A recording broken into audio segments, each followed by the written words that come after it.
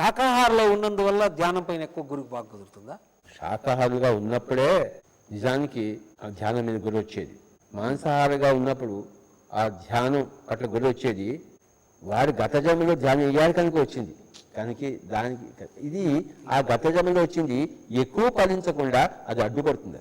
ఎంత చంపుకు తింటారో అంత దాని ఫలితాన్ని అనుభవిస్తూనే ఉంటాడు. ఒక ప్రాణికి ఇంకొక ప్రాణిని హింస చేసే హక్కు ఏదైనా ఉంది. నువ్వు ఏదైనా చేయొచ్చు. నీ హక్కును ఎవరికి తీసేయరు. నువ్వు ఏదైనా ఎప్పుడైనా చేయొచ్చు. ఈ భూలోకమే ఒక ఎవరి హక్కును వాడు నిర్ణయించుకునేది. కనుక నీ పరిధిలో నువ్వు ఉండాలి. కానీ ఇది నీకు హక్కు లేకుండా చేసేవాడు ఎవడు లేడు. ఇక్కడ చేస్తావా చెయ్యి. భగవద్గీత అంతా అయిపోయిన తర్వాత కృష్ణుడు అర్జునుడితో యథేచ్ఛసి తథాకురు, నీ ఇష్టం ఎలా ఉంటే అలా చెయ్యి. కానీ నువ్వు ఏం చేస్తే దాని యొక్క ఫలితాన్ని అనుభవిస్తావు. నీ హక్కును తీసే నాదుడు ఎవడు లేడు సృష్టిలో. అదే ఆత్మ యొక్క ప్రచండ తేజం.